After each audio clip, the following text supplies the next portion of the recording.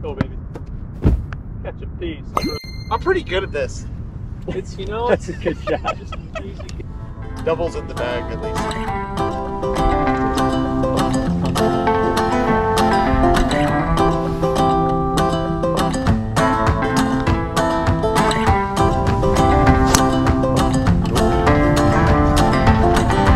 Put your hat over your heart, bud. That one is gone. Welcome to Sheep Ranch at Bandon Dunes. Newly added to the 15th spot in Golf Digest's top 100 public courses, this is the last course we played at Bandon after 5 straight days of golf. The forecast called for us to get dumped on, and while short-lived, it didn't disappoint. It's early morning on the coast of Oregon, the sun's still coming up, and the course is gorgeous, with a view of the ocean from just about every single hole. It's certainly not the toughest track at Bandon. Generous landing areas and big greens combined with its relatively short length means there's opportunity to score, but after 5 days of golf and fun, including walking 36 the last several, tired bodies may get in the way of the course record. The course immediately jumps out as the first hole is a par 5 down the hill straight towards the ocean, one of the few holes with some trees in the sightlines and one of the tightest tee shots on the course. Aim down the middle and rip it.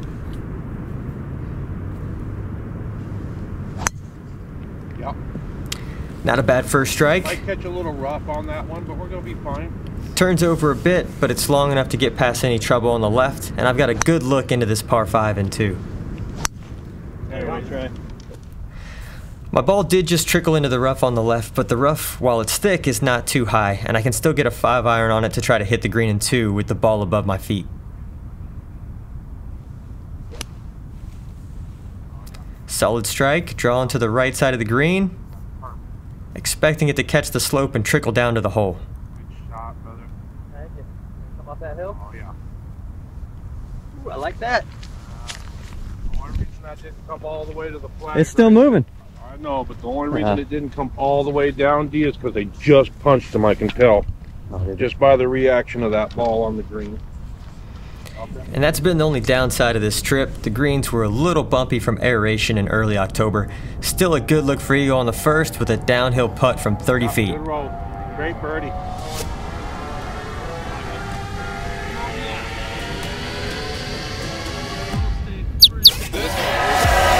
Good start. I told you there'd be rain, and the clouds have moved in quickly. They've blocked out the sun, and it's starting to sprinkle as we tee off on the second hole. It's a short par 4 that doglegs slightly to the right, and from the intro you know that right is dead. I'm taking a conservative line down the left with all my layers on, and just trying to get something in play before the deluge. I know you missed it a little bit, but that'll work. Careful there. Yeah, little put the fairway finder. It may not look it, but it's raining hard. Big raindrops. I've got corded grips on my irons to help me hold the club, but I'm in a hurry to get this on the green because there aren't going to be many dry towels for long. The pin is back left on a shelf, taking a conservative line to the middle of the green. All I want is a birdie putt in weather like this. And despite the tracer, that's mission accomplished. I got my birdie putt, and by the time I make it to the green, the majority of the rain is past. I'd love to 2-putt from this distance and steal a par in this weather. I got the shot tracer wrong, and it's just as well because it wasn't a particularly good putt. It comes up a good 8 to 10 feet short. So I'll have that for par, and the heart rate picks up as you never want to immediately give back an opening hole birdie. But it does just slide by, and that bogey brings me to even par going into the third hole. The third turns back to the ocean, a short par 3 from just over 100 yards into an infinity green. Sometimes it's hard to get the ball all the way back there when it looks like it falls off a cliff, but I do a pretty good job, and while it's right at it, it doesn't grab and I'll have a long putt. We stopped to let TK the caddy take a quick picture. These are ones that I'll love to look back on. So that ball released a ton, too much club, and 50 feet for birdie, just a pace putt.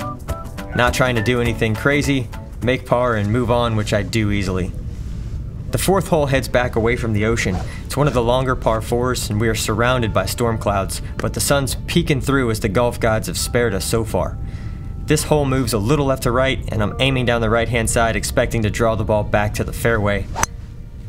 But with layers on, I come out of it just a little bit, and that doesn't quite make it back to the fairway. I end up in the thick but short rough on a side slope. It's still a good look at the hole from here since I took the short route, and I'll have only a 9-iron in.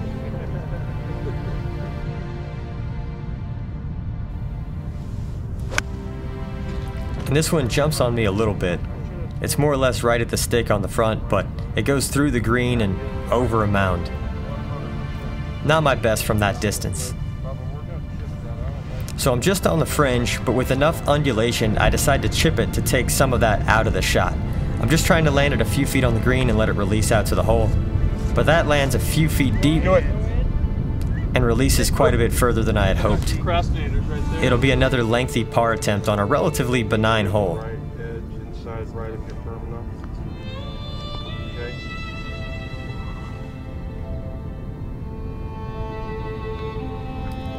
So that's a pretty good stroke, but I just didn't get it high enough and it slides by. TK already knows that I want to hit that one again. We know each other pretty well by the third day. So let's see if it was a good read or a bad strike. This time I started a ball outside right and it breaks right to the center of the cup. The greens have gotten me a little flustered, and that's a bad bogey taking me to 1 over on the round. We turn back towards the ocean again for the 5th hole. It's another gorgeous par 3 with another infinity green. This one's certainly longer, playing closer to 190 yards, and I believe I had a 5-iron here, which is too much club. I don't quite get through it. That one's hot and left, over the green. We are right on the ocean and the sun is starting to show itself. It's turning into an absolutely perfect day as I begin the long walk down to my ball. TK got a great shot of me hitting this chip from down in the collection area, and again this chip comes out hot and it races past the hole, leaving a tester for par. Another one outside the 10-foot range. You want to make these to keep momentum in a round, but even the pros make less than 40% of these types of putts.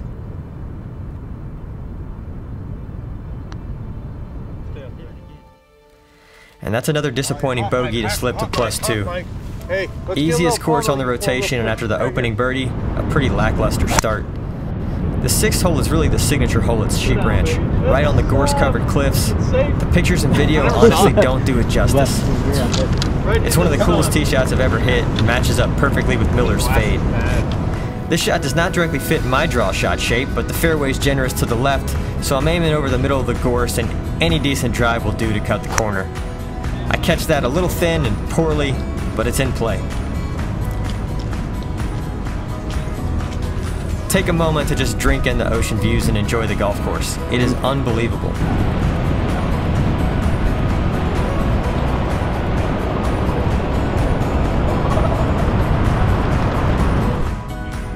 I got 164, right?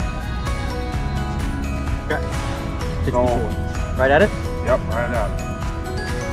I leave myself a healthy 8-iron into this green, and with a pin towards the back, I hit this one decent, but it does come up on the front third of the green. It'll be another healthy putt as I'm just not getting it close. It just sounded funny. It's perfect. It just sounded funny in my ear. I'm sorry. You're right. Probably a little bit of that wetness.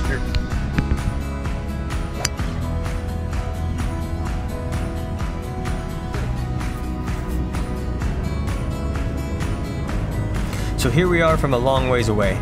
Putts like this, it's all speed. Just trying to snuggle it up there and make my par. Stop the bleeding and build some momentum for the rest of the round. I'm really trying to soak up the experience on the last day of our trip to Bandon. If you haven't checked out the other videos from the other courses, one, what are you doing? Finish this one and go watch the rest of the series.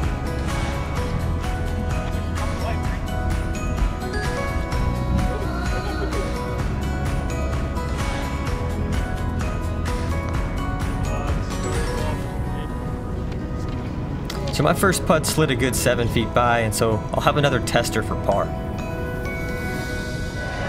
But I handle that one nicely, and I stop the bleeding with a par to stay at 2 over. This takes us to the 7th hole, which is another par 3. For those counting at home, this is our 3rd par 3 on the front 9, and with only one par 5, it's a unique par 34 opening 9. This one's shorter though, from only 147 yards, and so downhill, downwind. I've got just a pitching wedge.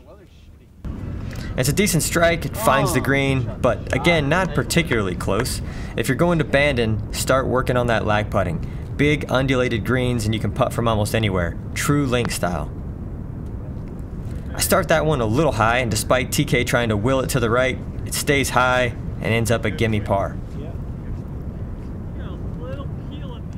The ocean views remain undefeated. So that takes us to the 8th hole. It's a par 4 dogleg right, starting to head back inland for a bit towards the trees. It's another generous fairway, just grip and rip down the right-hand side to make the hole a little bit shorter for the second. The clouds have almost completely parted by now, and while we have blue skies facing the north here, the courses to the south of us are getting pounded. We got extremely lucky all week. And that was bombed. Big ball into perfect position, past the dogleg, gives me a good view of the green with just a short wedge. The pin's in the back right, and it's go time. There's no reason not to take dead aim and start scoring. But that's just the slightest bit heavy, and I can't quite get it back to the pin. It'll be another long birdie putt. If you don't get past the dogleg, Trey has this blind shot over the hill to the green. So alright, 40 feet breaking left to right, just looking for an easy par. These are tough to make. And that's mission accomplished. I remain at 2 over. The 9th hole immediately turns back towards the ocean. Like I said, ocean views on every hole. This hole is really cool because to the left you have a huge gorse-filled canyon that separates this course from the others. You got ghost trees, ocean views. I love the dark colored gorse contrast with the light green fairway. Generous landing area, just gripping and ripping it. It's not a particularly long hole, so I should have a short iron in. We didn't start playing golf together until 6 or 8 years after we met each other. Yeah. Yeah. I said I copied off of Dallas a lot in engineering school. You can put that on the tape. and I go, he's a smart mofo. He goes, we could have fooled me. So great. The bonding while walking is what makes this trip. Picked a bad time to turn on the camera. Sorry. Bad conversation. Even if not everything can be publicly shared. So after a good drive, I've got another shot directly at the ocean to an infinity green. You gotta get comfortable with the uncomfortable. This green is severely sloped from right to left, so taking out to the right of the hole, letting it swing back. And that was a well-struck ball, but again, just not quite dialing in the distances on this last day. Maybe a tired body, and while it works its way down there, it's not particularly close.